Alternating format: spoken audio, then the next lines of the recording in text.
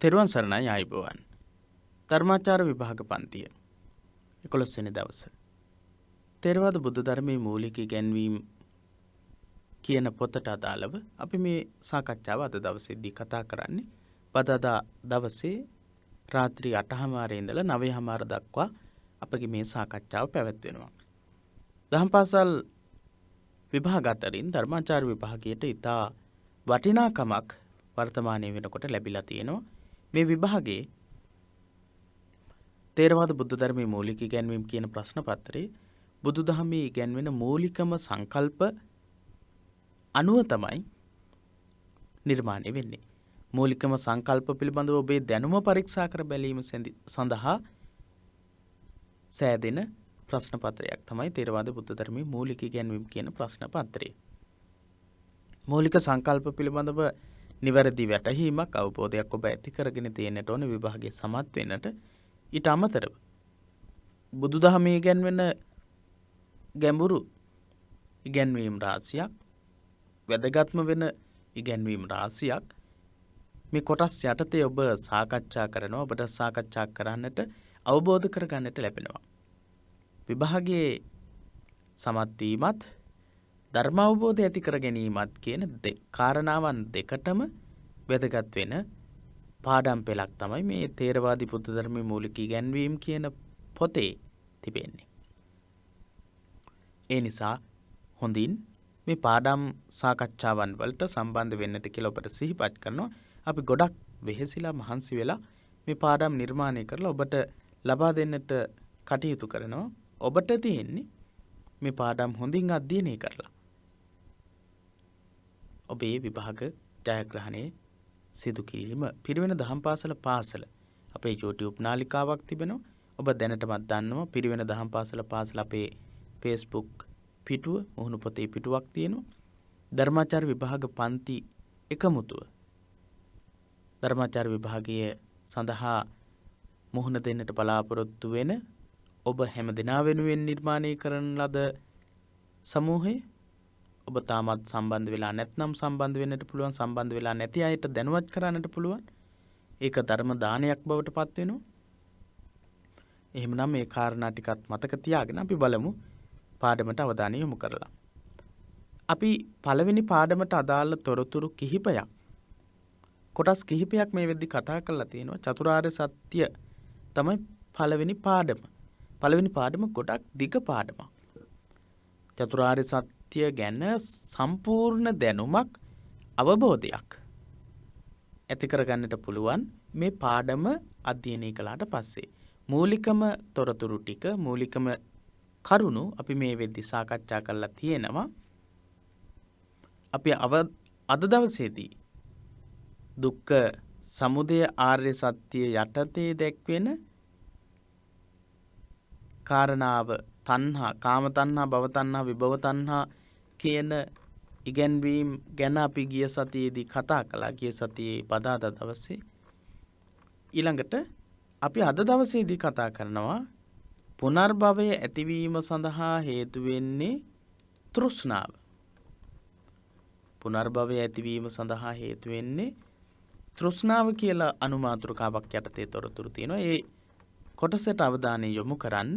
අවධානය යොමු කරලා අපි බලමු මේ කොටසේදී කතා කරන්නට තියෙන්නේ මොනවද කියලා. තෘෂ්ණාව හා පුනර්භවය. තෘෂ්ණාව පුනර්භවයක් ඇති කිරීම සඳහා හේතු වෙනවා. ඒ කොහොමද? අපි කතා කරමු. අපි සාකච්ඡා කරමු. මෙන්න මෙහෙමයි පාඩමේ තොරතුරු සඳහන් වෙන්නේ. අවධානය යොමු කරන්න. විශේෂ දේවල්, කෙටි සටහන් ලියා ගන්නට ඕන දේවල් ලියා ගන්න. ඔබ ධර්මාචාර්ය පන්තියේ සිටින පිරිසක් නිසා අපි නැවතත් ඔබ විසින් මේ අධ්‍යයන කටයුතු සඳහා සම්බන්ධ වෙද්දී ඔබට අවශ්‍ය දේවල් ලියා ගන්නට, ඒ විදිහට දැනුවත් කරන්නට අවශ්‍යයි කියලා අපි කල්පනා කරන්නේ නැහැ. ඔබ හැමදෙනාම මේ විදිහට සම්බන්ධ වෙලා තිබෙන්නේ මේ ගැන හොඳ දැනුමක්, වැටහීමක් ඇති කරගෙන විභාගයට පෙනී සිටින්නට ඕන කියන අදහස, උවමනා උනන්දුව නිසාමයි. ඒ උනන්දුවට, ඒ අදහසට, ඒ අරමුණට තවත් ශක්තියක් වෙන්නටයි මේ සාකච්ඡාවන් සියල්ලක්ම අපි සිදු කරන්නේ. අපි බලමු. දුක්ඛ සමුදය ආර්ය සත්‍ය පිළිබඳව සඳහන් කළ ධම්මචක්කප්පවත්තන සූත්‍ර පාඨය අනුව තෘෂ්ණාව පෝනෝ භවික පුනර්භවයක් ඇති කරවන බව සඳහන් විය. පෝනෝ භවිකා නන්දිරාග සහගතා තත්‍ර තත්‍රාබිනන්දිනී. දුක්ඛ සමුදය ආර්ය සත්‍ය දක්වද්දී තෘෂ්ණාව කියන කාරණය පෝනෝ භවිකයි.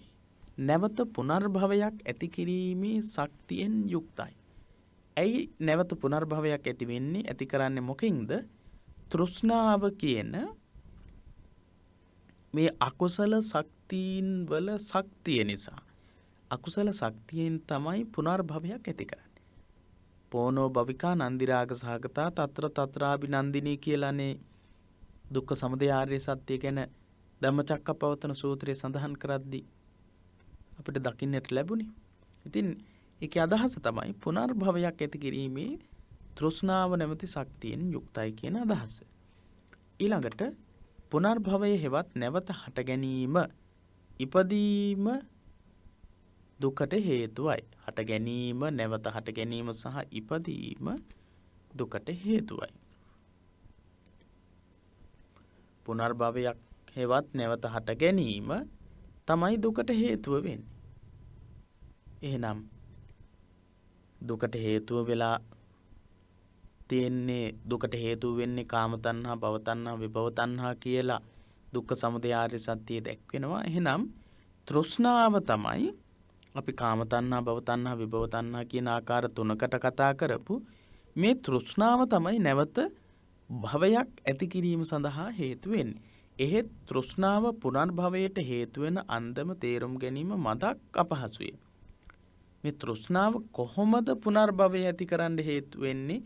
පුනර්භවය ඇති කරන්නේ කියන එක තේරුම් ගන්න, අවබෝධ කරගන්න ඒ තරම් ලේසි නැහැ, පහසු නැහැ. මේක අවබෝධ කරගන්න හරිම අපහසුයි. හැබැයි අපිට පුළුවන් උත්සාහ කළොත් මේක අවබෝධ කරගන්න.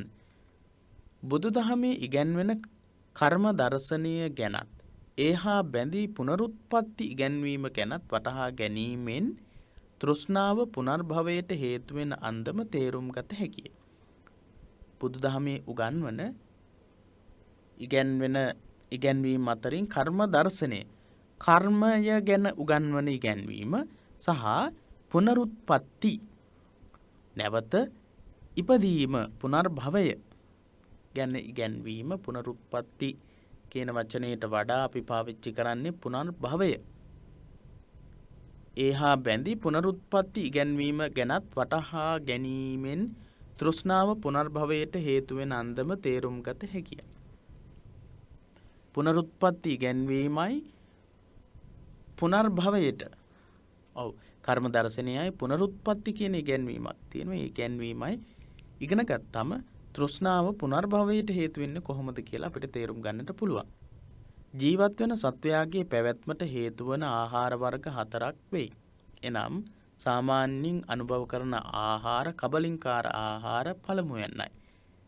ඉතින් මේ තෘෂ්ණාව ගැන, තෘෂ්ණාව නැවත භවයක් ඇති කිරීම සඳහා හේතු වෙනවා කියන කාරණය කියන ගමන් ඒකටම සම්බන්ධ කරලා තමයි මේ ආහාර වර්ග 4 කියන්නේ. පුද්ගලයාගේ ජීවිතයේදී මේ ආහාර 4 වැදගත් වෙනවා. එහෙනම් මේ ආහාර 4ේම තමයි තෘෂ්ණාව කියන එකත් ඇතුළත් වෙන්නේ. අන්න ඒ නිසා තමයි මේ ආහාර 4 දක්වන්නේ. පළවෙනි ආහාරය මොකක්ද? කබලින්කාර ආහාර. සාමාන්‍යයෙන් අපි අනුභව කරන, ශරීරයේ පවත්වාගෙන යාම සඳහා අනුභව කරන ආහාර වර්ග. ඊළඟට දෙවෙනි ආහාර වර්ගය මොකක්ද? මනස ඇතුළු ඉන්ද්‍රියන් බාහිර ලෝකයේ සමග ස්පර්ශය ඇති කර ගැනීම එක්ක ඇතිවෙන්නා වූ ආහාරය. මනස ඇතුළු ඉන්ද්‍රියන්, ඇස, කන, නාසය, දිව, ශරීරය, මනස කියන මේ ඉන්ද්‍රියන් හැම එකක්ම බාහිර රූප, ශබ්ද, රස, ගන්ධ, ස්පර්ශ ධර්ම මේවත් එක්ක ස්පර්ශ වීමත් එක්ක ඇතිවෙන්නා වූ ආහාරය, ඇති කරගන්නා වූ ආහාරය කියනවා පස්ස ආහාර කියලා. පස්ස ආහාර ඉන්ද්‍රියන් බාහිර අරමුණුත් එක්ක ස්පර්ශ වීමත් එක්ක බලන්න කල්පනා කරලා අද දවස ඇතුළත ඔබගේ හිතට රූප පිළිබඳ කොච්චර අදහස්, ශබ්ද පිළිබඳ කොච්චර සිතුවිලි, ඊට අමතරව ස්පර්ශ පිළිබඳව අදහස්, රස පිළිබඳව අදහස්, ඔය විදිහට ඔබව ජීවත් කරවන්නා වූ සිතුවිලි තියෙනවා. ඉන්ද්‍රියන් මගින් ලබාගත් ඉන්ද්‍රියන් බාහිර දේවල් එක්ක, බාහිර අරමුණුත් එක්ක ස්පර්ශ වීමත් එක්ක ලබාගත් අරමුණුත් එක්ක ඔබ ජීවත් වෙනවා. ඒ ආහාරයත් අනිවාර්යයෙන්ම අවශ්‍යයි. ඉන්ද්‍රියන් එකක්වත් බාහිර අරමුණුත් එක්ක සම්බන්ධ වෙන්නේ නැතිව එහෙම තිබුණොත් ඔබට ජීවත් වෙන්නට බෑ. එහෙනම් ඇස, කන, නාසය, දිව, ශරීරය, මනස කියන මේ ඉන්ද්‍රියන් හැම එකක්ම බාහිර ලෝකයක් එක්ක සම්බන්ධ වෙනවා. ඒ තුලින් ඔබ යම්කිසි ආහාරයක් ලබා ගන්නවා.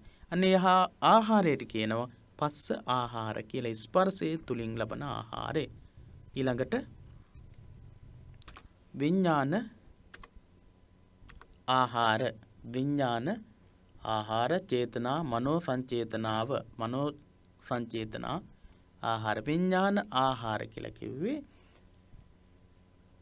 ඉන්ද්‍රියන් බාහිර අරමුණුත් එක්ක ගැටිලා ඒ අරමුණු හඳුනා ගැනීම, ඒ ඉන්ද්‍රියන් හඳුනා ගනිමින් ලබා ගන්නා වූ ආහාරය. ඒ ඉන්ද්‍රියන් තුලින් ලබන බාහිර අරමුණු හඳුනා ගැනීම තමයි විඥාන ආහාර කියලා කියන්නේ. ඊළඟට චේතනාව, මනෝ සංචේතන ආහාර හතරවෙනි එක කර්මයේ බව බුදුදහමේ කියන්නේ. චේතනාව මෙහි සිව්වැනිව සඳහන් වන චේතනාව කර්මයේ බව බුදුදහමේ ඉගැන්වෙයි. ඔව්. මේ ආහාර වර්ග හතරෙන් පළවෙනි ආහාරය කියලා සඳහන් කළේ කබලින්කාර ආහාරය, ඊළඟට සඳහන් කළේ දෙවෙනි ආහාරය පස්ස ආහාරය, ඊළඟට විඥාන ආහාරය තුන්වෙනි ආහාරය, හතරවෙනි ආහාරය මනෝ සංචේතන ආහාර. මනෝ සංචේතන ආහාර කියන එක තමයි මේ තෘෂ්ණාවත් එක්ක සම්බන්ධ වෙන ඉගැන්වීමට අපිට කතා කරන්නට තියෙන්නේ. මෙහි සිව්වැනිව සඳහන් වන චේතනාව කර්මයේ බව බුදුදහමේ ඉගැන්වේ. මෙතනදී අපි කතා කරපු සිව්වැනි ආහාරය, හතරවෙනි ආහාරය මනෝ සංචේතන ආහාරය. කම්ම යන්නේහි ක්‍රියා යන අර්ථය ඇතත් බුදුදහමේ ඉගැන්වෙන කම්ම නම් චේතනා සහිත ක්‍රියාවන්ය. එහෙනම් බුදුදහමේ චේතනාව, චේතනා මනෝ සංචේතන ආහාර කියන එකකින් අදහස් කරලා තියෙන්නේ කර්මය. මොකක්ද කර්මය කියලා කියන්නේ? කම්ම යන්නේහි ක්‍රියා යන අර්ථය ඇතත් බුදුදහමේ ඉගැන්වෙන කම්ම නම් චේතනා සහිත ක්‍රියාවන්ය. ඔව්. කම්ම කියන එකේ සාමාන්‍ය අදහස ගත්තොත් කම්ම කියන එකේ අදහස ක්‍රියාව කියන එක. හැබැයි බුදුදහමේදී ඉබේම සිදුවෙන්නා වූ ක්‍රියාවන් කම්ම කියන කොටස යටතේ කම්ම කියන වචනයෙන් හඳුන්වලා නැහැ. කම්ම කියන එක මනෝමය සම්බන්ධතාවයක්, මානසික සම්බන්ධතාවයක් බුදුදහමේ කම්ම කියන එක යටතේ දැක්වෙනවා. කාය කම්ම, වචී කම්ම, මනෝ කම්ම. කර්මයන් දොරටු තුනකින් සිද්ධ කරනවා. කාය කර්ම, වචී කර්ම, මනෝ කර්ම කියලා. ඉතින් මේ කම්ම කියන එකට චේතනාහං භික්ඛවේ කම්මං වදාමි. බුදුරජාණන් වහන්සේගේ අනුශාසනාව චේතනාව කර්මයේ වන බව. අනිවාර්යයෙන්ම කර්මයකට ප්‍රධානම වෙන්නේ, ප්‍රධාන වෙන කාරණාව වෙන්නේ චේතනාව. ඒක තමයි චේතනාහං භික්ඛවේ කම්මං වදාමි කියලා දක්වන්නේ. මේ සචේතනික ක්‍රියා හොඳ ක්‍රියා මෙන්ම නරක ක්‍රියා වශයෙන්ද දෙවදෑරුම්ය. මේ කරන ක්‍රියා, අපි කරන ක්‍රියා හොඳ සහ නරක කියලා කොටස් දෙකකට බෙදෙනවා. මේ ගැන ඔබට අවබෝධය නැහැ කියලා අපි කල්පනා කරන්නේ නැහැ. මේ පිළිබඳව අවබෝධය ඔබට තියෙනවා. මොකද දහම් පාසල අවසාන විභාගයේ ලියපු දරුවන්ට, ලියපු අයට හොඳ සහ නරක, එහෙම නැත්නම් කුසල මූල, අකුසල මූල පිළිබඳ හොඳ වැටහීමක් තියෙනවා. ක්‍රියාවන් හොඳ විපාකත්, නරක ක්‍රියාවන් නරක විපාකත් ගෙන දෙයි. හොඳ ක්‍රියාවන් හොඳ ක්‍රියාවන් වලින් හොඳ විපාක ලැබෙනවා. නරක ක්‍රියාවන් කළාම නරක විපාක ලැබෙනවා කියලා අපි දන්නවා. පුද්ගලයා මරණයට පත් වූ විට ශරීරයේ නිෂ්ක්‍රීය වුවද මෙම චේතනා නම් වූ කර්ම ශක්තියින් ක්‍රියාත්මක වෙයි. අන්න එතන අපිට ටිකක් අවධානය යොමු කරලා බලන්නට වෙනවා. පුද්ගලයා මරණයට පත් වූ විට ශරීරයේ නිෂ්ක්‍රීය වුවද මෙම චේතනා නම් වූ කර්ම ශක්තියින් ක්‍රියාත්මක වෙයි. පුද්ගලයා මරණයට පත් වෙනකොට මොකද වෙන්නේ? ශරීරයේ නිෂ්ක්‍රීය වෙනවා. ශරීරය තුලින් විඥානය පහ වෙලා ගියාම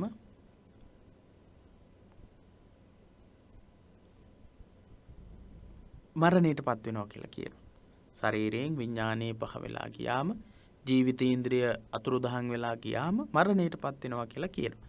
හැබැයි මරණයට පත් වෙනකොට එතනදී පුද්ගලයාගේ කර්ම ශක්තියින් සියල්ලක්ම නතර වෙන්නේ නැහැ. චේතනා නම් වූ කර්ම ශක්තියින් ක්‍රියාත්මක වෙයි කියලා කිව්වේ ඒකයි. චේතනා නැමැති කර්ම ශක්තියින් ඒවා දිගටම ක්‍රියාත්මක වෙනවා.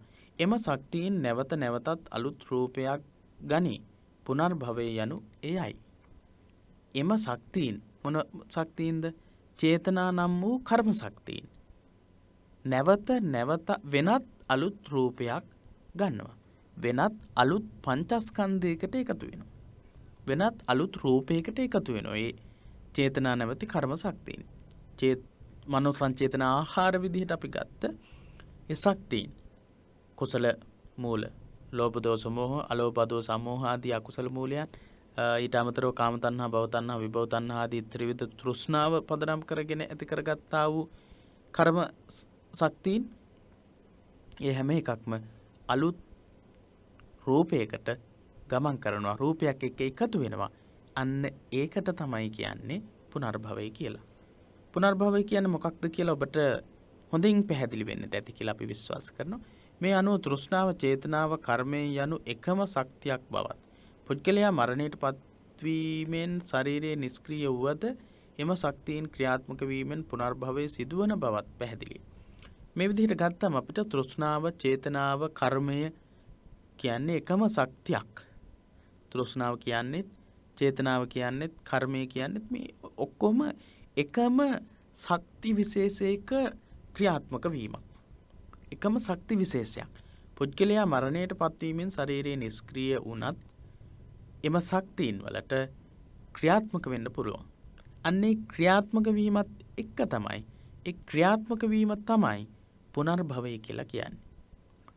තෘෂ්ණාව, චේතනාව, කර්මය කියන මේ වචන වලින් අපි හඳුන්වන ශක්තියින්, තෘෂ්ණාවෙන්, චේතනාවෙන්, කර්මයෙන් අපි විස්තර කරන ශක්තියින් පුද්ගලයා මරුණට පස්සෙත් ක්‍රියාත්මක වෙනවා. ඒ ක්‍රියාත්මක වෙන්නා වූ ශක්තියට කියනවා පුනර්භවය කියලා. එසේ පුනර්භවයට පත්වීමෙන් නැවතත් පුද්ගලයා සාංසාරික දුකට බඳුන් වෙයි. අන්න ඒ විදිහට පුනර්භවයට පත්වෙන පුද්ගලයා මොකද වෙන්නේ? භවපච්චය ජාති. භව නැවත හට ගැනීමකට පත් වුණාම, හට ගැනීමකට යොමු වුණාම, මව් කුසක පිළිසිඳ ගත්තට පස්සේ ඒ පුද්ගලයා නැවතත් දරුවෙක් විදිහට හෝ එහෙම නැත්නම් සතෙක් විදිහට හෝ මේ ලෝකෙට බිහි වෙන්න පුළුවන්. එහෙම නැත්නම් ඕපපාතික සත්වයෙක් විදිහට පහළ වෙන්නට පුළුවන්. එහෙනම් ඒ විදිහට පහළ වෙන හැම කෙනාටම දුකටපත් වෙන්නට සිද්ධ වෙනවා. ජාති, ජරා, ව්‍යාධි, මරණ, ශෝක, පරිදේව, දුක්ඛ, දෝමනස්, උපායාස කියලා දුක්ඛ ආර්ය සත්‍ය යටතේ කතා කරපු හැම දුකකටමපත් වෙනවා. එහෙනම් තෘෂ්ණාව තමයි පුද්ගලයාගේ පුනර්භවයට හේතු වෙන්නේ.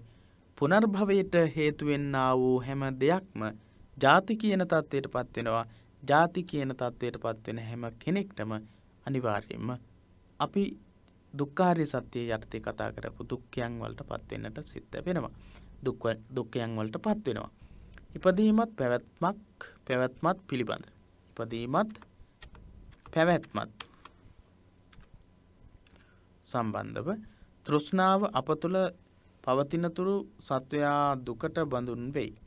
ඉපදීමත් පැවැත්මත් පිළිබඳ තෘෂ්ණාව අප තුළ පවතිනතුරු ඉපදීම ගැනත් භව තණ්හාව පැවැත්මත් කාම තණ්හා, භව තණ්හා, විභව තණ්හා විදිහට අපි කතා කරපු ත්‍රිවිධාකාර වූ තෘෂ්ණාවන්, ඒ වගේම ඉපදීම ගැන, පැවැත්ම ගැන තිබෙන තෘෂ්ණාව අපි ළඟ තියෙනකන් මොකද වෙන්නේ? සත්වයන් නැවත නැවත දුකට බඳුන් වෙනවා. එහෙනම් තෘෂ්ණාව තමයි පුනර්භවයට හේතු වෙන්නේ කියලා දැන් ඔබට පැහැදිලි වෙන්නට ඇති, තේරෙන්නට ඇති. යම් අවස්ථාවක නිර්වාණය දක්නා නුවණින් යථාබෝධයෙන් තෘෂ්ණාව නැමැති මේ චාලක ශක්තිය සිඳ තැබීමෙන්ම දුකින් නිදහස් විය හැකිය. යම් අවස්ථාවක නිර්වාණය දකිනා නුවණින්, නිර්වාණය දකින නුවණින් යථාබෝධයෙන් තෘෂ්ණාව නැමැති මේ චාලක ශක්තිය, මොකක්ද මේ චාලක ශක්තිය කියලා කියන්නේ? සෙලවීම් වලින් යුක්තයි.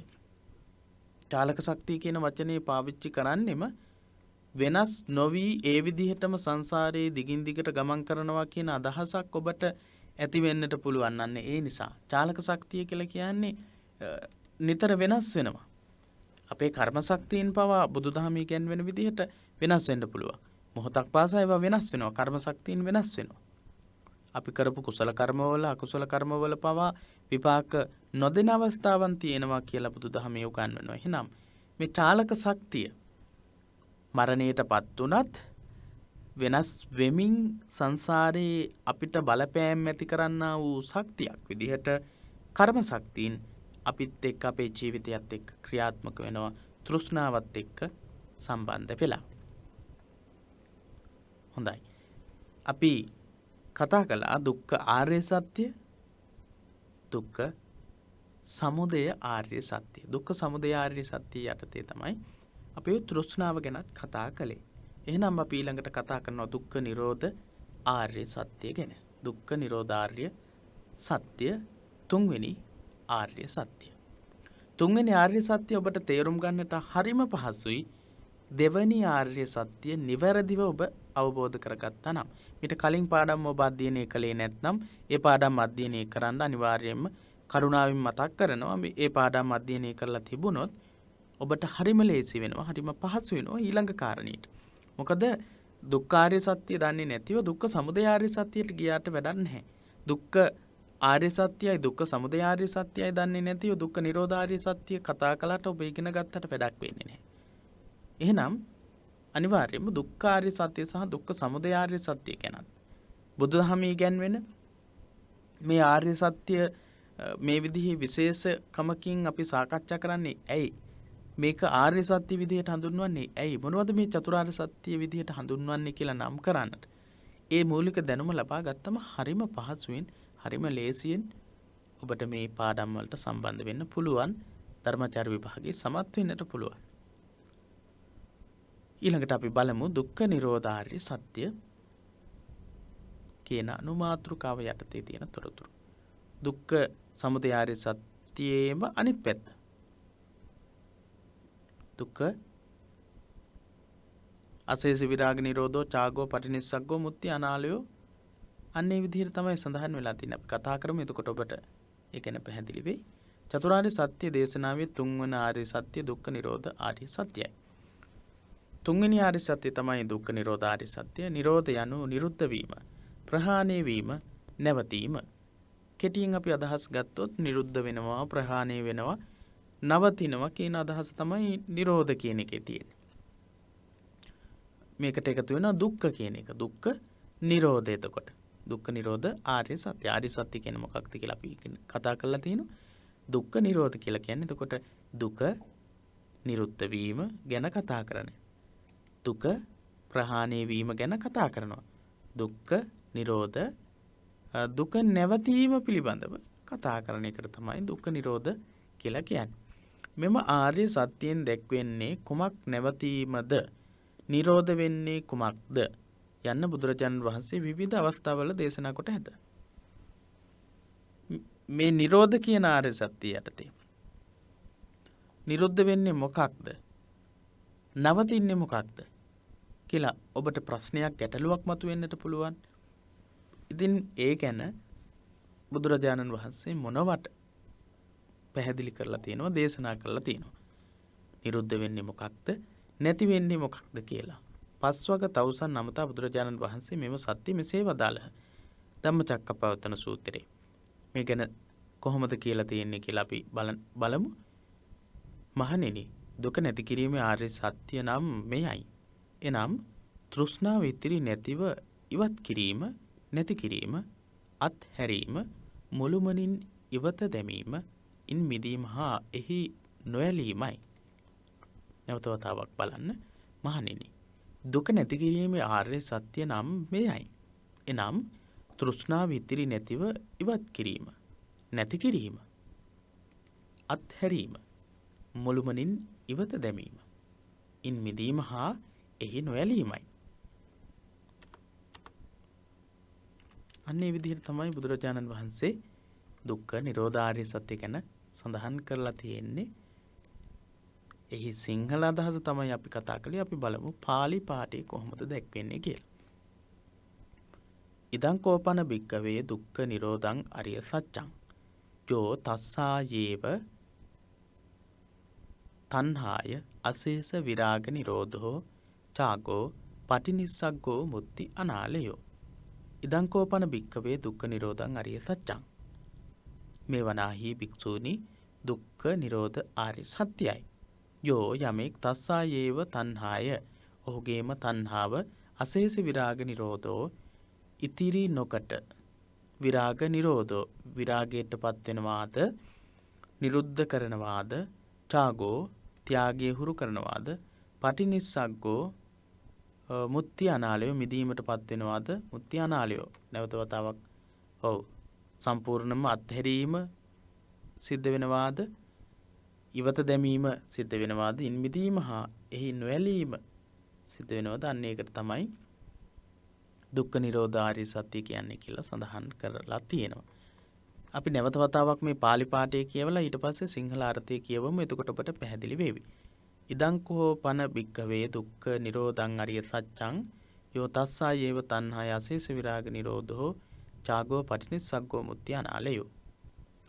ඉදං කෝපන භික්ඛවේ දුක්ඛ නිරෝධං අරිය සත්‍යං යෝ තස්සායේව තණ්හාය අශේෂ විරාග නිරෝධෝ චාගෝ පටිනිස්සග්ගෝ මුත්‍ති අනාලයෝ. මහණෙනි, දුක නැති කිරීමේ ආර්ය සත්‍ය නම් මෙයයි. එනම් තෘෂ්ණාව ඉතිරි නැතිව ඉවත් කිරීම, නැති කිරීම, අත්හැරීම, මුළුමනින් ඉවත දැමීම, ඉන් විදීම හා එහි නොඇලීමයි. තෘෂ්ණාව කියන එක සම්පූර්ණම නැති කරන එක.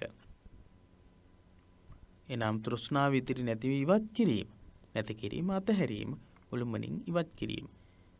මේ තෘෂ්ණාවෙන් මිදීම. මේ තෘෂ්ණාවේ නොඇලී ක්‍රියා කිරීම තමයි දුක්ඛ නිරෝධ ආර්ය සත්‍ය කියන්නේ කියලා මේ පාඩ වලින් අපිට පැහැදිලි වෙනවා. තණ්හා නිරෝධයේ හෙවත් තණ්හාව දුරලීම නිර්වාණය බව බුදුරජාණන් වහන්සේ වදාළහ. තණ්හා නිරෝධයේ හෙවත් තණ්හාව දුරලීම නිර්වාණය බව බුදුරජාණන් වහන්සේ දේශනා කරනවා. තණ්හක්ඛයෝ නිරෝධෝ තණ්හක්ඛයෝ විරාගෝ නිරෝධෝ නිබ්බාන. බුදුරජාණන් වහන්සේ දේශනා කරන්නේ තණ්හක්ඛයෝ විරාගෝ නිරෝධෝ නිබ්බාන. නිබ්බානං නිවන කියන්නේ මොකක්ද? විරාගෝ තණ්හක්ඛයෝ තණ්හාවක් ක්ෂය කිරීම, විරාගෝ විරාගයට පත්වීම, නිරෝධෝ නිරුද්ධ වීම, කෙලෙසුන් නැති කිරීම. නැවත වතාවක් බලන්න. නිබ්බානං නිබ්බානං කියන්නේ නිවන කියන්නේ තණ්හක්ඛයෝ තණ්හාවක් ක්ෂය කිරීම, විරාගයට පත්වීම, රාගයෙන් තොර අය බවට පත්වීම, නිරෝධෝ නිරුද්ධ වීම, තෘෂ්ණාව නිරුද්ධ කිරීම යනුවෙන් තණ්හාව ක්ෂය කිරීම, රාගය නැති කිරීම, නිර්වාණය බව උන්වහන්සේ විවිධ අවස්ථාවල දේශනා කළා. විවිධ අවස්ථාවලදී බුදුරජාණන් වහන්සේ ඒ විදිහට දුක්ඛ නිරෝධය කියන්නේ මොකක්ද කියලා දේශනා කළා තියෙනවා. සියලු සංස්කාරයන් සංසිඳීම, සියලු බැඳීම් අත්හැරීම, තෘෂ්ණාව ක්ෂය කිරීම, විරාගයේ නිරෝධයේ නිර්වාණයයි. සියලු සංස්කාරයන් සංසිඳීම, සියලු බැඳීම් අත්හැරීම, තෘෂ්ණාව ක්ෂය කිරීම සහ විරාගය නිරෝධය නිර්වාණයේ විදිහට දක්වනවා. නිර්වාණය කියන්නේ මොකක්ද? එතකොට මේ දුක්ඛ නිරෝධාරිය සත්‍ය යටතේ දැක්වෙන කරුණු වලට අනුව සියලු සංස්කාරයන් සංසිඳීමට තමයි නිවන කියන්නේ. සියලු බැඳීම් මත්හැරීමට තමයි නිවන කියන්නේ. තෘෂ්ණාව ක්ෂය කිරීමට තමයි නිවන කියන්නේ. විරාගයේ නිරෝධය තමයි නිර්වාණය කියලා කියන්නේ. රාගය තෘෂ්ණාව නැති කිරීම නිර්වාණයයි. රාගය තෘෂ්ණාව මේ හැම දෙයක්ම නැති කිරීම තමයි නිර්වාණය කියලා කියන්නේ. මේ පංච උපාදානස්කන්ධයන් පිළිබඳ ඡන්ද රාගයේ හැර දැමීම, ඡන්ද රාගයේ නැති කිරීම දුක්ඛ නිරෝධයේ බව සරියුත් මහරහතන් වහන්සේ පෙන්වා දුන්හ. මේ පංච උපාදානස්කන්ධේ රූප උපාදානස්කන්ධේ, වේදනා උපාදානස්කන්ධේ, සංඥා උපාදානස්කන්ධේ, සංකාර උපාදානස්කන්ධේ, විඥාන උපාදානස්කන්ධේ කියන මේ උපාදානස්කන්ධ පහ පිළිබඳව තිබෙන ඡන්ද රාගය මගේ කියන අදහස, මගේමයි කියන අදහස. රූප උපාදානස්කන්ධය මගේ, රූප ගැන මම දැටි විදිහට අල්ලගෙන ඉන්න අදහස් මගේ කියන සිතවිල්ලෙන් ඉන්න එකට කියනවා රූප උපාදානය කියලා. වේදනාවන් මම ලබපු වේදනාවන් විඳීම් මගේමයි කියලා හිතාගෙන ඉන්න එකට කියනවා වේදනා පිළිබඳ චන්දරාගය කියලා. එහෙනම් ඒ විදිහට පංච උපාදානස්කන්ධයන් ගැනම චන්දරාගයෙන් සිටීම, චන්දරාගයෙන් නැති කිරීම, චන්දරාගයෙන් ඉන්න අය ඒ චන්දරාගයෙන් නැති කරන එකට තමයි නිවන කියන්නේ කියලා සරියුත් හාමුදුරුවෝ දේශනා කළා තියෙනවා. සසර නමැති සිරගෙයින් මිදුණු හේයින් නිවන නිරෝධය නම් වෙයි. අන්න තවත් අදහසක් කියනවා. සසර නැමැති සංසාරයේ නැමැති හිරගෙයින් මිදෙන හින්දා දුක්ඛ නිරෝධ කියලා කියනවා. නිරෝධ කියන අදහස, නිරෝධ කියන වචනය යෙදෙන්න හේතුව මොකක්ද? නිරුද්ධ වීම, නැති කිරීම, සංසිඳීම, ඒ වගේ අදහසුත් අපි කතා කළා. තව එක අර්ථයක් මෙතනදී කියනවා සසර නැමැති සිරගෙයින් මිදෙන හින්දාත් නිරෝධ කියන වචනේ, එහෙම නැත්නම් නිරෝධ කියන එක පාවිච්චි කරනවා. තෘෂ්ණාව පවත්නාතුරුම පංචස්කන්ධ දුක් ඇති වෙයි. තෘෂ්ණාව තියෙනකන්ම පංචස්කන්ධ දුක් ඇති වෙනවා. රූප වේදනා සංඥා සංඛාර විඥාන කියන දුක් ඇති වෙනවා. යම් ජීවිතයකදී තෘෂ්ණාව සම්පූර්ණයෙන්ම නසාලූයේ නම් නැවත පංචස්කන්ධය ඇති නොවේ. යම් කිසි ජීවිතයකදී තෘෂ්ණාව සම්පූර්ණයෙන් ඇති කොළොත් අශේෂ විරාග නිරෝධෝ චාගෝ පටිනිස්සග්ගෝ මුත්‍යානාලයෝ කියලා සඳහන් කළේ. තෘෂ්ණාව ඉතිරි නොකොට නැති කොළොත් අන්න එතනින් පස්සේ පංචස්කන්ධය ඇති වෙන්නේ නැහැ. පංචස්කන්ධයක් ඇති වෙන්නේ නැහැ. ඒ නිසා ඇතිවන දුක් රැසද නැති වෙයි. ඒ නිසාම පංචස්කන්ධයක් ඇති වෙන්නේ නැත්නම් එතනදී ජාතියක් නැත්නම් ජරා මරණ ශෝක පරිදේව දුක්ඛ දෝමනස් උපායාස ආදී අනිකුත් කිසිදු දුකක් ඉන් එහාට පුද්ගලයාට ඇති වෙන්නේ නැහැ. නිබ්බන්ති ධීරා යතයන් පදීපෝ. පහන යම්සේ නිවි යන්නේද අන්නේ විදිහට සංසාරයේ තුල නිවි කියපු කෙනෙක් බවට පත් වෙනවා. නිවාන කියන විදිහට කෙලෙස් වලින් නිවුනා කියන තත්ත්වයට පත් වෙනවා. දුකට හේතුව වන මේ තෘෂ්ණාව නැති කිරීම පිළිබඳ බුද්ධ දේශනාව සිංහාවලෝකන න්‍යායට අනුවද විස්තර කළ හැකිය. මේ දුකට හේතුව වෙන තෘෂ්ණාව නැති කිරීම පිළිබඳව බුද්ධ දේශනාවට අනුව සිංහාවලෝකන න්‍යායට අනුවත් විස්තර කරන්න පුළුවන්. බලමු අපි මේ මොකක්ද සිංහාවලෝකන න්‍යාය කියලා. සිංහයෙකුට ගලකින් ගැහුවොත් ඒ ගල ගැහුවේ කවරෙක් විසින්ද කියලා, කවුද කියලා හෝදිසි කරලා බලලා ඒ ගල ගහපු තැනැත්තාව, ගල ගහපු කෙනාව හොයලා බලලා ඒ ගල ගහපු කෙනාව මරලා දානවා, විනාශ කරලා දානවා. ගල ගහපු කෙනාව විනාශ කරලා දැම්මම ආයවතාවක් ඒ සිංහයාට කවුරුවත් ගල් ගහන්නේ නැති වෙයි කියන අදහස තමයි සිංහයාට තියෙන්නේ. ආයත් වතාවක් බලමු. සිංහෙක් හිටම ඒ සිංහයාට කවුරු හරි ගලකින් ගහනවා. ගලකින් ගැහුවට පස්සේ සිංහයා මොකද කරන්නේ? ගලෙන් ගැහුවේ කවුද කියලා හොයාගෙන ගිහිල්ලා ඒ ගල ගහපු කෙනාව මරලා දානවා. ඊට පස්සේ සිංහයා කල්පනා කරනවා මට ගලකින් ගහපු කෙනාව මැරුවට පස්සේ ආයි මට කවදාවත් කවුරුවත් ගලකින් ගහන්නේ නැති වෙයි කියලා. දුක් නැති කිරීමට නම් එවැනි සිංහෙකු මෙන් ඒ දුක් ඇතිවීමේ ප්‍රධාන හේතුව වන තෘෂ්ණාව නසාලිය යුතු යයි බුදුරජාණන් වහන්සේ වදාළහ. බුදුරජාණන් වහන්සේ දේශනා කරනවා අන්නේ න්‍යායට අනුව අන්නේ සිංහාව ලෝකන සිංහෙක් බලනවා වගේ මාව නැවත නැවත සසරට ඇදලා දාන්නේ තෘෂ්ණාව කියන කාරණේ. තෘෂ්ණාවයි. ඒ නිසා මම තෘෂ්ණාව නැති කරලා දාන්නට ඕන කියලා තේරුම් අරගෙන තෘෂ්ණාව නැති කරාම නැවත භවයක් ඇති වෙන්නේ නැහැ කියන අදහස තමයි බුදුරජාණන් වහන්සේ දේශනා කළා තියෙන්නේ. අපි දන්නවා ප්‍රථම උදාන වාක්‍ය බුදුරජාණන් වහන්සේගේ. තණ්හාව නැමැති කැණි මඩල විනාශ කළා කියලා තමයි සඳහන් කරන්නේ. අනේක ಜಾති සංසාරං සන්දා විස්සං අනේ විසං ගහකාරකං ගවේසන්තෝ දුක්ඛා ಜಾති පුනප්පුනං. ගහකාරක දිට්ඨෝසි ගහකාරක දිට්ඨෝසි ගෘහය හදන කෙනාව දැක්කා. පුනගේහං නකාහසි නැවත වතාවක් මේ සංසාරයේ නැමැති ගෙය නිර්මාණය කරන්නට බෑ. සබ්බාතේ පාසුකා භග්ගා සියලුම කැණි මඩලේ පරාල සිඳලා දැම්මා. ගහකූටං විසංකිතං විසංකාරගතං චිත්තං තණ්හානං කය මච්චකා. මේ විදිහේ ප්‍රකාශයක්. මම මේ කැණි මඩල විනාශ කරලා දැම්මා. තණ්හාව නැමැති ගේ හදන වඩුවාව දැනගත්තා. තෘෂ්ණාව දැනගත්තා. ඒ තෘෂ්ණාව මං සහ මුලින්ම නැති කළා. ඒ විදිහට තමයි බුදුරජාණන් වහන්සේ දේශනා කළා තියෙන්නේ. ඒ වගේම මෙන්න මේ වගේ උපමාවකිනුත් බුදුරජාණන් වහන්සේ තණ්හාව දුරු කිරීම ගැන සඳහන් කරලා තියෙනවා.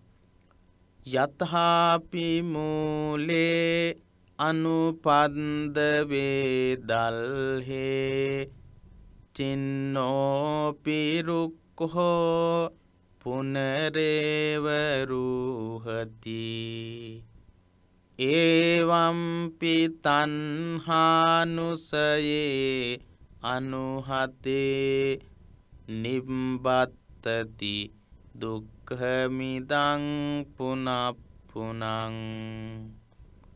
යතහාපි මූලේ අනුපද්ද වේදල්හේ චින්නෝ පිරුක්ඛෝ පුනරේව රූහති ඒවම්පි තණ්හානුසයේ අනුහතේ නිබ්බත්තති දුක්ඛමිදං පුනප්පුනං. යතාපි මූලේ අනුපද්ද වේදල්හේ යම් කිසි ගසක යතාපි යම් කිසි ඌත් අනුපද්ද වේදල්හේ මුල විනාශ නොකරන ලද රුක්කෝ ගස චින්නෝපි සිඳලා දැමුවේ නමුත් මුල ගලවලා නැති හැබැයි මැදින් කපලා දාලා තියෙන ගහක් පුනරේව රූහති නැවත නැවත හට ගන්නවා නැවත නැවත දලුලනවා.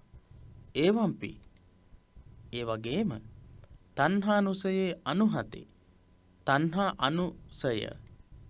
අනුසයේ කියලා කියන්නේ තණ්හා නැමැති ක්ලේශයන්. අනුසය කියලා කියන්නේ තැම්පත් වෙලා තියෙන කෙලෙස් වලට. අපේ හිතේ තැම්පත් වෙලා තියෙන කෙලෙස් වලට. එහෙනම් තණ්හාව නිසා තැම්පත් වෙලා තියෙනා වූ කෙලෙස් තණ්හාව නැමැති කෙලෙස්. අනුහතේ කියලා කියන්නේ විනාශ කරලා නැති තණ්හා. ඒවම්පි ඒ විදිහටම අනුහතේ තණ්හානුසයේ දුරු කරලා නැති තණ්හාව නිසා කෙලෙස් නිසා නිබ්බත්තති ඉදන් දුක්ඛං පුනප්පුනං නිබ්බත්තති මේ දුක නැවත නැවත හට ගන්නවා. ඒ අදහස තමයි මේ ගාථා ධර්මයේ තියෙන්නේ. යතහාපි මූලේ අනුපද්ද වේදල්හේ චින්නෝ පිරුක්ඛෝ පුනරේව රුහති ඒවම්පි තණ්හානුසයේ අනුහතේ නිබ්බත්තති දුක්ඛමිදං පුනප්පුනං. ඒ විදිහට තමයි තණ්හාව නිසා නැවත නැවත පුනර්භවය ඇති වෙන බව බුදුරජාණන් වහන්සේ දේශනා කළා තියෙන්නේ. යන ගාථාවෙන් දැක්වෙන පරිදි මුල ශක්තිමත්ව තියද්දී තිබියදී යම් ගසක් කපා දැමුවොද නැවතත් ඒ ලියලන්නාක් වගේ ලියලන්නාක් මෙන් ආයත ආයතී ගස් ලියලලා හැදෙනවා. අනුසය සහිත යටපත් වූ කෙලෙස් සහිත තෘෂ්ණාව නොනැසූ කල්හි මෙම පංචස්කන්ධ දුක නැවත නැවතත් හටගනී. පංචස්කන්ධ දුක නැවත නැවතත් හටගන්නවා කියන අදහස. නිරෝධාර්ය සත්‍ය යටතේ දැක්වෙන නිර්වාණය පිළිබඳ විග්‍රහයක් මෙම ග්‍රන්ථයෙහි වෙනත් පරිච්ඡේදයක ඇතුළත් වේ. මේ පොතේම නිර්වාණය ගැන වෙනත් පරිච්ඡේදයක දැක්වෙනවා. නිරෝධ ආර්ය සත්‍ය යටතේ දැක්වෙන නිර්වාණය. නිරෝධාර්ය සත්‍ය යටතේ තෘෂ්ණාව නැති කලාම නිරෝධයටපත් වෙනවා. ඒ කියන්නේ නිවන. ඒ ගැන වෙනම පරිච්ඡේදයකදී සාකච්ඡා කරනවා. ඒ ගැන අපි මෙතනදී කතා කරන්නේ නැහැ. නිරෝධය නම් බැඳුම් වලින් නිදහස් වීමකි. කෙටියෙන් අපි බලමු. නිරෝධ කියන එකේ අදහස මොකක්ද? බැඳීම් වලින් නිදහස් වෙන එක. ඒත් එය ආත්මයකින් මිදීමක් නොවේ. ආත්මයකින් මිදීමක් නෙවෙයි. නැවත වතාවක් ඔබට මම සිහිපත් කරනවා. රතන සූත්‍ර දේශනාවේදී නිවන කියන්නේ මොකක්ද කියලා දක්වන අවස්ථාව. නිබ්බන්ති ධීරා යතායම් පදිපෝ. පහන නිවිලා ගියාම ඒ පහනේ දැල්ල කොහෙටද ගියේ කියලා අපිට කියන්නට බෑ. අන්න ඒ වගේ තමයි. නිවිලා ගියාට පස්සේ කෙලෙස් ශක්තියින් සියල්ලක්ම හීන කළාට පස්සේ නැවත ඉපදෙනවා කියලා අපිට කියන්නට බෑ. පහන නිවිලා ගියේ කොයි විදිහටද? අනේ විදිහට පිරිණිවීමටපත් වෙනවා කියලා තමයි අපිට උපමා කරන්නට වෙන්නේ, අපිට දක්වන්නට වෙන්නේ. මොකද අපි ප්‍රත්‍යක්ෂ කරගෙන නැති සහ නිවන කියන එක වචන වලින් අපිට පෙන්눔 කරන්නට බෑ. ඒක හරිම අපහසු කාර්යයක්. ඒක කරන්නටම බැරි කාර්යයක්. නිවන ගැන පාරිභාෂික විශේෂ වචන තමයි පාවිච්චි කරලා තියෙන්නේ. නිවන ගැන ප්‍රකාශ කරන්න. ඒ විදිහට එහෙත් ඒ ආත්මයකින් මිදීමක් නෙවෙයි. නිරුද්ධ වෙනවා, නිර්වාණයටපත් වෙනවා කියලා කියන්නේ ආත්මයකින් මිදෙන එකක් නෙවෙයි. දුකින් මිදීම කෙලසුන්ගෙන් මිදීම ලෙස හඳුන්වනු ලැබේ. දුකින් මිදෙනවා කියලා කියන්නේ කෙලසුන්ගෙන් මිදෙනවා. කෙලස් තිබුණොත් තමයි පුනර්භවය ඇති වෙන්නේ. පුනර්භවය ඇති වුණොත් තමයි නැවත වතාවක් ජාති කියන තත්වයටපත් වෙන්නේ. ජාති කියන තත්වයටපත් වුණොත් තමයි ශෝක පරිදේව දුක්ඛ දෝමනස් උපායාස ආදී තත්වවලටපත් වෙන්නේ. පුද්ගලයා නැවත නැවතත් දුකට භාජනීය වෙමින් සසර සැරිසරන්නේ කෙලස් බැඳුම් නිසායි. ක්ලේශයන් නැමැති බන්ධන නිසා තමයි පුද්ගලයා නැවත නැවතත් සංසාරයට වැටෙමින් දුක් විඳින්නේ, සංසාරික දුක් විඳින්නේ. ඒ බැඳුම් යලි ඇති නොවන අන්දමට සම්පූර්ණයෙන් නැති වී යෑම නිර්වාණයයි, විමුක්තියයි. ඒ විදිහේ බැඳුම්, ඒ විදිහේ කෙලෙස් සම්පූර්ණ නැති කිරීම තමයි නිර්වාණය කියලා කියන්නේ, විමුක්තිය කියලා කියන්නේ. එම කෙලෙස් දහම් දස සංයෝජන යනුවෙන් බුද්ධ ධර්මයේ විස්තර වේ. බුද්ධ ධර්මයේදී මේ අපි කතා කරන කෙලෙස් සංයෝජන 10ක් විදිහට කතා කරනවා. සක්කාය දිට්ඨි, විචිකිච්ඡා, සීලබ්බත පරාමාස, කාමරාග, ව්‍යාපාද, රූපරාග, අරූපරාග, මාන, උද්ධච්ච සහ අවිජ්ජා යනු එම 10යි. නැවත වතාවක් අපි බලමු. සක්කාය දිට්ඨි, විචිකිච්ඡා, සීලබ්බත පරාමාස, කාමරාග, ව්‍යාපාද, රූපරාග, අරූපරාග, මාන, උද්ධච්ච සහ අවිජ්ජා කියන දස සංයෝජන. ඔබට අපි ප්‍රශ්නයක් ලබා දෙනවා. මොකක්ද ප්‍රශ්නේ? දස සංයෝජන නම් කරන්න. දස සංයෝජන නම් කරන්න.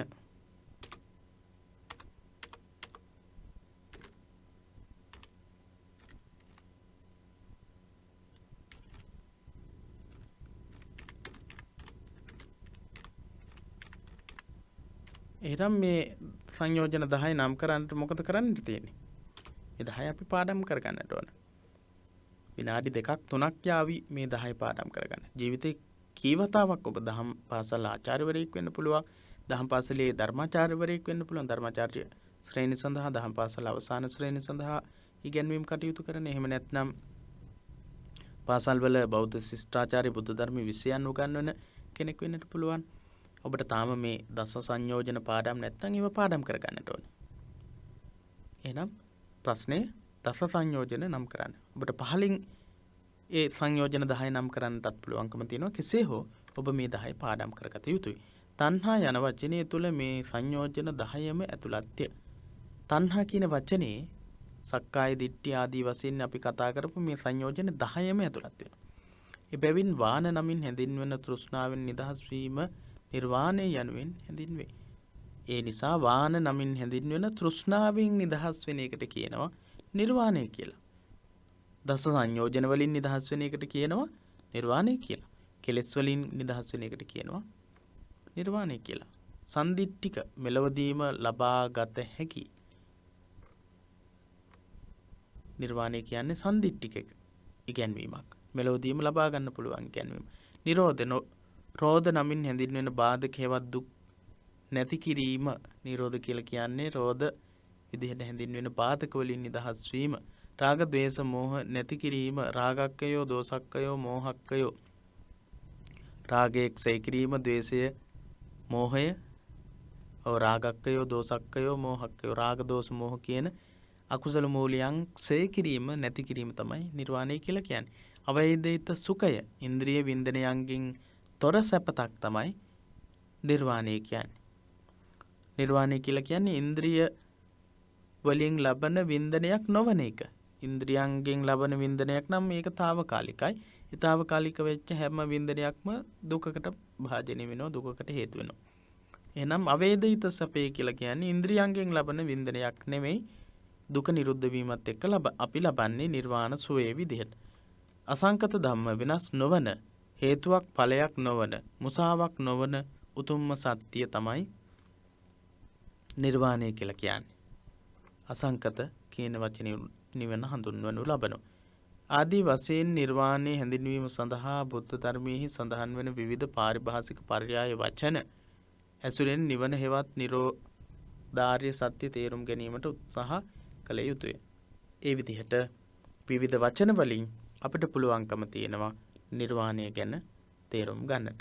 මම මුලිනුත් සාකච්ඡා කළා, මුලිනුත් සඳහන් කළා, ඔබට මතක් කළා නිවන කියන එක පාරිභාෂික වචන වලින් විග්‍රහ කළ යුතු සහ දැක්විය යුතු කාරණාවක් විතරයි. ඉන් එහාට අපිට ඒක දක්වන්නට වෙනත් ක්‍රමවේදයක් නැහැ. ඒ නිසා නිර්වාණය ගැන කියවෙන විශේෂ වචන අපිට මතක තියෙන්නට වෙනවා. එහෙනම් අද දවසේදී තෘෂ්ණාව පුනර්භවයට හේතු වෙන ආකාරයත් දුක්ඛ නිරෝධාර්ය සත්‍ය කියලා කියන්නේ මේ අපි කතා කරපු කාම තණ්හා, භව තණ්හා, විභව තණ්හා කියන ත්‍රිවිධ තෘෂ්ණාව නැති කරලා නැවත පංචස්කන්ධයක් ඇතිවීම නැති කිරීම විදිහට අපි කතා කළා. ඒ වගේම සංයෝජන 10ක් තෘෂ්ණාව කියන එක යටතේ අපිට තෘෂ්ණාව කියන එකෙන් කියවෙන්නේ සංයෝජන 10ක් කියලා ඒ 10 අපි නම් වශයෙන් ඉගෙන ගත්තා. ඒ 10ත් අනිවාර්යයෙන්ම කටපාඩම් තියෙන්නට ඕන. ඒ වගේම ඔබට මතක් කරනවා මොකද්ද දුක්ඛ නිරෝධාර්ය සත්‍ය කියන්නේ කියන ධම්මචක්කප්පවත්තන සූත්‍රයේ දැක්වෙන පාඩේ. ඒ වගේම යතාපි මූලේ අනුපද්ද වේ දල්හේ කියන මේ ගාථාව මුල ගලවලා නැත්නම් විනාශ කරලා නැත්නම් ගහක් කපලා දැම්මට මැදින් නැවත දලුලනවා වගේ තෘෂ්ණාව නැවත සහ මුලින්ම නැති කලේ නැත්නම් තෘෂ්ණාව මතුවෙමින් අපිට දුක් පීඩාගෙන දෙනවා කියන කාරණේ තෘෂ්ණාව ගැන විස්තර කරද්දී අපිට පාවිච්චි කරන්නට වෙනවා. ඉතින් ධර්මාචාර්ය විභාගයේ සඳහා හොඳ සූදානමකින් අපි ධර්මාචාර්ය විභාගයට මුහුණ දෙමු. ජීවිතයේ දෙපාරක් තුන් පාරක් අපි මේ විභාග වලට මුහුණ දෙන්නට අවශ්‍ය වෙන්නේ නැහැ. එක වතාවින්ම කැප වෙලා ටික කාලයක් අරගෙන මේ පාඩම් හොඳින් අධ්‍යයනය කරන්න. එවිට ඔබට පුළුවන්කම තියෙනවා මේ විභාග හොඳින් සමත් වෙන්නට. ඔබට ප්‍රශ්නයක් ලබා දෙනවා. ඒ ප්‍රශ්නය සඳහා පිළිතුරු ලියලා අපේ පිටුවේම ඔබට පුළුවන් පළ කරන්නට පින්තූර විදිහට අරගෙන පිළිතුරක් ලියලා පින්තූර විදිහට අරගෙන අපේ පිටුවේම පළ කරන්නට පුළුවන්. ඕනෑම කෙනෙක්ට ඔබේ පිළිතුරු බලන්නටත් පුළුවන්කම තියෙනවා. එතකොට අපිත් ඒ පිළිතුරු බලලා ඔබට ලකුණු ලබා දීමේ කටයුතු සිද්ධ කරනවා. අනිවාර්යයෙන්ම මේ ප්‍රශ්නය සඳහා පිළිතුරු ලබා දෙන්නට කියලා සඳහන් කරනවා. ප්‍රශ්නය තමයි දුක්ඛ නිරෝධ ආර්ය සත්‍ය යනු කුමක්ද? දුක්ඛ නිරෝධ ආර්ය සත්‍ය යනු කුමක්ද? ප්‍රශ්නය. එහෙමනම් ඊළඟ දවසේ හෙට දවසේදීත් බ්‍රහස්පතින්දා දවසේදී අපි බෞද්ධ විනය මාර්ගය හා පාලි භාෂා පරිචය කොටස පොතට අදාළව තොරතුරු සාකච්ඡා කරනවා. ඒ පාඩම් වලින් හමු වීමේ බලාපොරොත්තුවෙන්. ඒ වගේම බදාදා ඉඳලා ඉරිදා දක්වා හැම දවසකම රාත්‍රී 8:00 ඉඳලා 9:00 දක්වා මේ පාඩම් සාකච්ඡාව පැවැත්වෙනවා. ඔබට පුළුවන් සම්බන්ධ වෙන්නට. අපි ඉදිරියේදී කල්පනා කරනවා අදහස් කරනවා රාත්‍රී 9 ඉඳලා 10 දක්වා මේ සාකච්ඡාව සිදු කරන්නටත්. එසේ සිදු වුණොත් අපි ඔබට දැනුවත් කිරීම කරන්නම්. එසේනම් අද පාඩමෙන් සමුගන්නවා පිරිවෙන දහම් පාසල අපගේ සියලු සම්බන්ධතා සමගින් ඔබට තෙරුවන් සරණ ප්‍රාර්ථනා කරමින්.